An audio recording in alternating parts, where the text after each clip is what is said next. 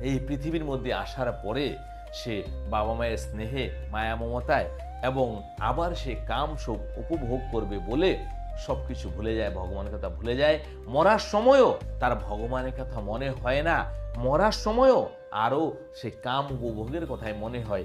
কিংবা এমনও মানুষ আছে, এমনও পুরুষ আছে যে কাম সুখ উপভোগ করতে পারে না বলে সে ফাঁসি দিয়ে, বিষ খেয়ে প্রাণ হত্যা করে, অর্থাৎ দেহত্যাগ করে চলে যায়। তারা কি মনে করেন মুক্তি পায়? না, তারা মুক্তি পায় না। তাদের কঠোর থেকে কঠোর সাজা হয় এবং আবার যদি জন্ম হলো, সে যে কোন জনিতে জন্ম হবে এরও কোনো গ্যারান্টি নেই। এই তো আমি মনুষ্য জনির কথা বললাম। আর যে সমস্ত প্রাণীরা, আপনার কুকুর, বিড়াল, গরু, ছাগল, পশু পাখি এই সমস্ত হয়, তাদের আরো কত কষ্ট। কিন্তু তারাও ওই জীবন পেয়েও কিন্তু কামনাকে ভুলতে পারে না। তারা হয় কিন্তু কাম সুখেই ব্যস্ত আছে। সেই জন্যই আপনি দেখুন ভগবান কেমন সৃষ্টি রচনা করেছে।